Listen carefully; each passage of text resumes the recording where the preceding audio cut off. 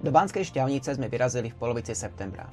A keďže dni sa už oproti letu o dosť skrátili, tak sme tam dorazili až po súmraku. Auto sme zaparkovali v lesíku nad Teichom Klinger a vyrazili na chvíľu do mesta. Sichravé počasie spolu s usnúcou tmou nás ale veľmi rýchlo vrátili späť k autu a uložili sme sa na noc. Cez noc chvíľami mrholilo, ale inak bol pokoj. Ráno sme si urobili krátku prechádzku okolo Teichu a vyrazili poznávať Banskú Štiavnicu cez deň. Cestou k novému zámku sme sa zastavili na chvíľu pri starej prachárni, kde nás prepadla prvá a v dnešný deň je posledná dažďová prehávka.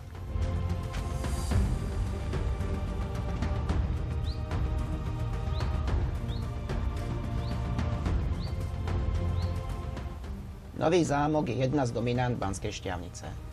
Pôvodne protiturecká strážna pevnostka, neskôr skladisko pušného prachu používaného na banské účely. Od roku 1971 tu sídli jedna z expozícií Slovenského banského múzea. Prehliadkou expozície sme strávili asi pol hodinu, vychutnali si výhľad na mesto a okolie z najvyššie dostupného podlažia a pokračovali ďalej. Cez mesto k starému zámku.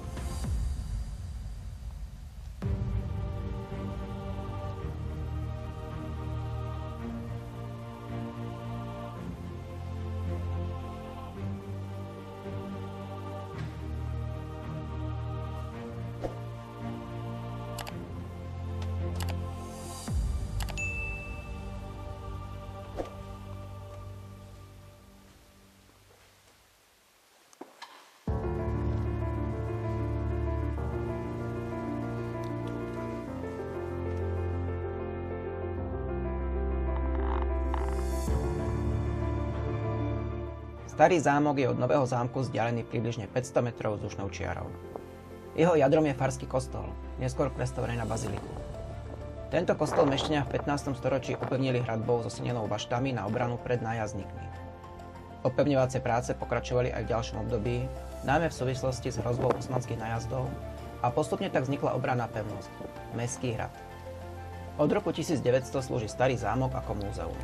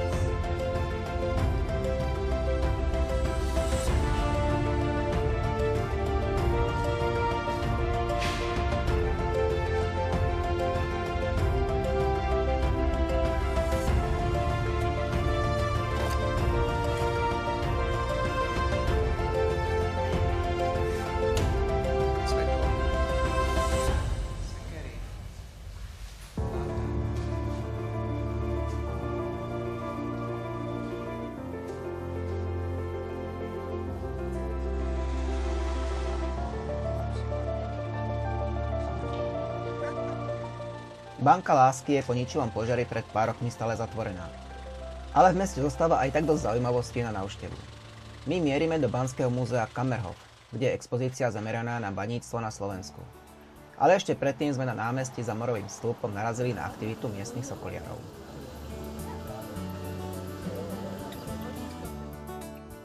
Súčasťou múzea je aj informačné centrum a malá výstava venovaná minerálom, ktorá bola pôvodne asi súčasťou samostatnej mineralogickej expozície Bergericht, ktorá je ale od roku 2023 zatvorená.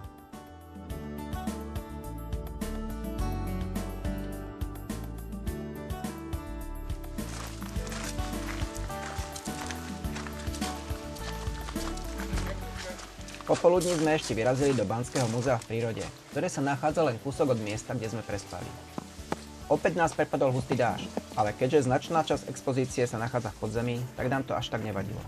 Vítajte štôlni Bartolomej. Už som si buchol hlavu.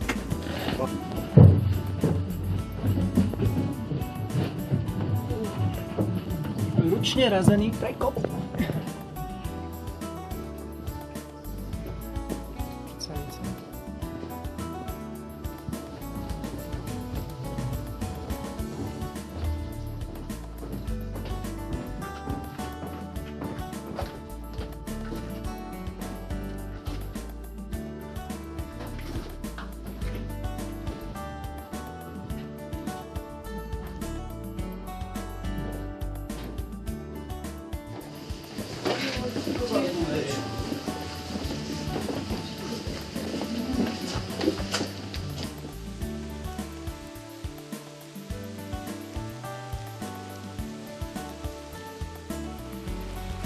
Pieskovec?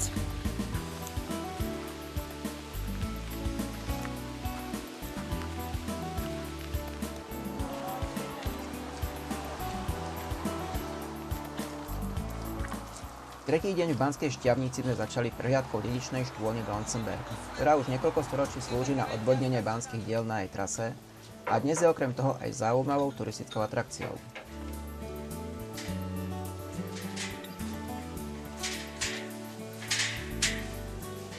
Sprístupnená časť štôlne má dĺžku 500 metrov, vedie v relatívne malej hĺbke pod mestskou zástavbou a v minulosti ju navštívili aj mnohé významné osobnosti, o čom svedčia viaceré pamätné tabule umiestnené v tomto priestore.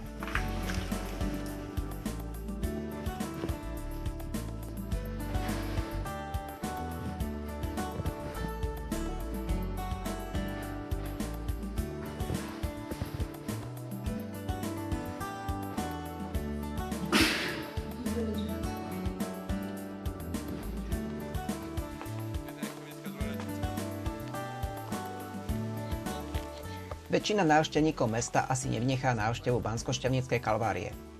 Ani my sme neboli výnimkou, ale cestou k nej sme sa ešte prešli cez botanickú záhradu, ktorej počiatky siahajú do roku 1838. Sprek obyčajných hadobití.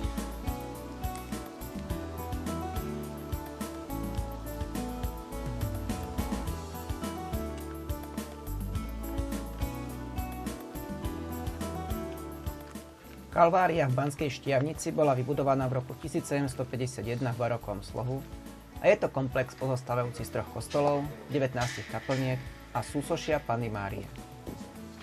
Pri peknom počasí ponúka pekné výhľady na okolie mesta. Nám ale počasie neprijalo a počastovalo nás docela hustou hmlou, takže sa sem ešte určite vrátime.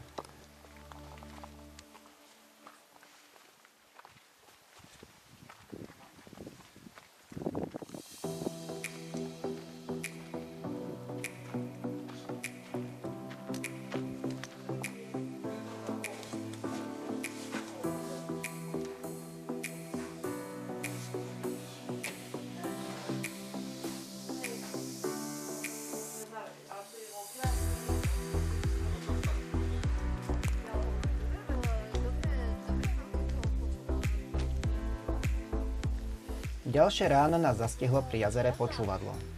Nebola ani hmla a nevyzeralo to ani na dážď, takže sa zdalo, že nám nič nebráni si vychutnať výhľady zo Sitna.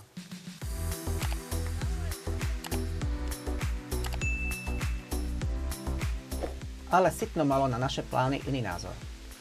Pod vrcholom nás prepadlo mrholenie a celý vrchol sa ukrýval v dosť hustej hmle.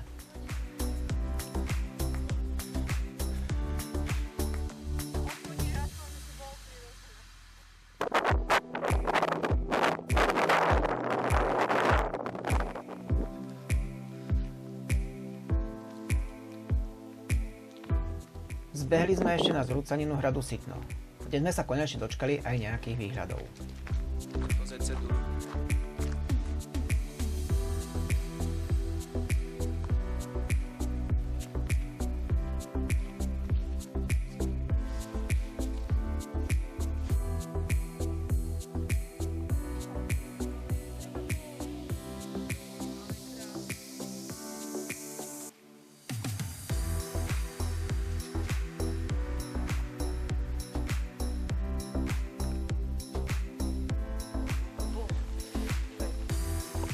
Na spiatočnej ceste k Počúvadlu sme obišli Sitno a prevažnú časť cesty sme išli rovnakou trasou ako hore. Osobne návštevu Banskej Štiavnice doporučujem. Nielen v meste, ale aj v jeho okolí je množstvo zaujímavých miest, ktoré stoja za návštevu. My sa sem teda určite ešte vrátime. Dovidenia pri nejakom ďalšom videu, alebo možno aj osobne, ak sa naše cesty pretnú pri nejakom výlete.